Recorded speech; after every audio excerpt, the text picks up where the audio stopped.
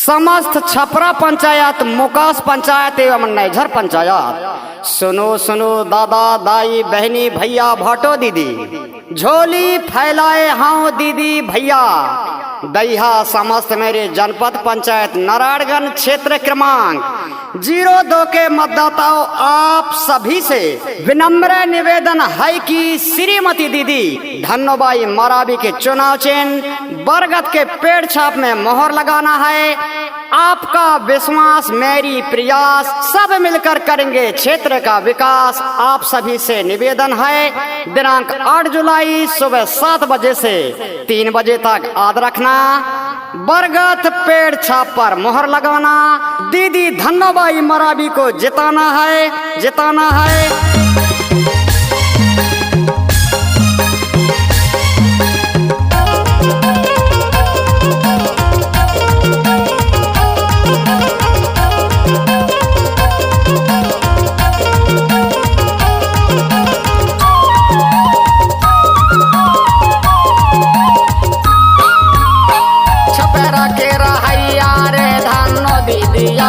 जनपद में खड़ी है दैहा आशीर्वाद, जनपद में खड़ी है। छपरा के रहैया रे धन्नो दीदिया, जनपद में खड़ी है दैहा आशीर्वाद, जनपद में खड़ी है। जनपद में खड़ी है, जनपद में खड़ी है, जनपद में खड़ी है रे दैहा आशीर्वाद, जनपद में खड़ी है दैहा आशीर्वाद, जनपद में खड़ी है।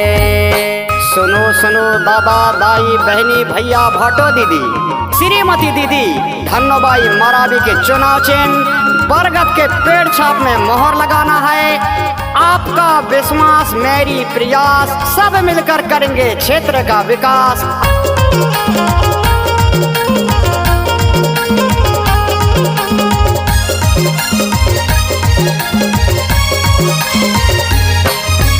छपरा मुकास खुर्द नैझर के भैया, छपरा मुकास खुर्द नैझर के भैया, बरगद के पेड़ छाप मोहर लगाई है दैहा आशीर्वाद, जनपद में खड़ी है दैहा आशीर्वाद, जनपद में खड़ी है दैहा आशीर्वाद, जनपद में खड़ी है। सुनो सुनो दादा दाई बहनी भैया भाटो दीदी, श्रीमती दीदी धन्नोबाई मरावी के चुनाव चिन्ह बरगद के पेड़ छाप में मोहर लगाना है। आपका विश्वास, मेरी प्रयास, सब मिलकर करेंगे क्षेत्र का विकास।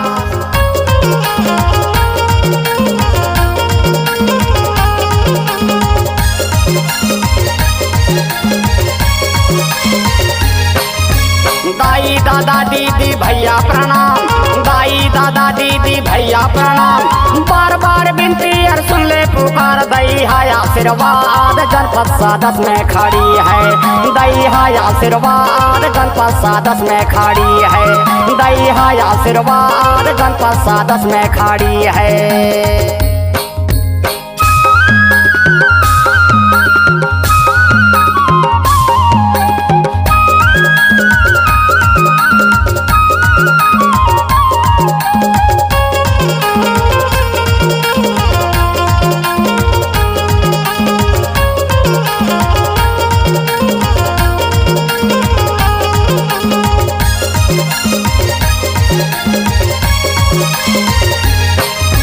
जनपद पंचायत नारायणगंज ब्लॉक, जनपद पंचायत नारायणगंज ब्लॉक, झोली फैलाए दीदी मोरे भैया का दैहा आशीर्वाद, जनपद में खड़ी है दैहा आशीर्वाद, जनपद में खड़ी है दैहा आशीर्वाद, जनपद में खड़ी है दैहा आशीर्वाद, जनपद में खड़ी है दैहा आशीर्वाद, जनपद में खड़ी है।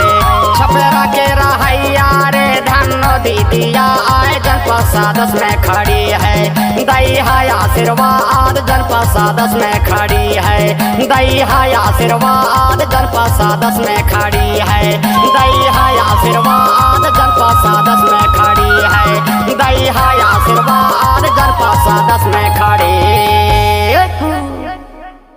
समस्त छपरा पंचायत, मुकास पंचायत एवं नैझर पंचायत, सुनो सुनो दादा दाई बहनी भैया भाटो दीदी, झोली फैलाए हाँ दीदी भैया।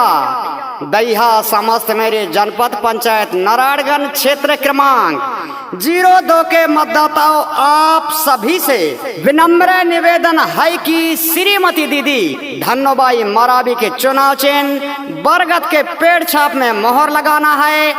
आपका विश्वास, मेरी प्रयास, सब मिलकर करेंगे क्षेत्र का विकास। आप सभी से निवेदन है, दिनांक 8 जुलाई सुबह 7 बजे से 3 बजे तक याद रखना, बरगद पेड़ छाप पर मोहर लगाना, दीदी धन्नोबाई मरावी को जिताना है, जिताना है।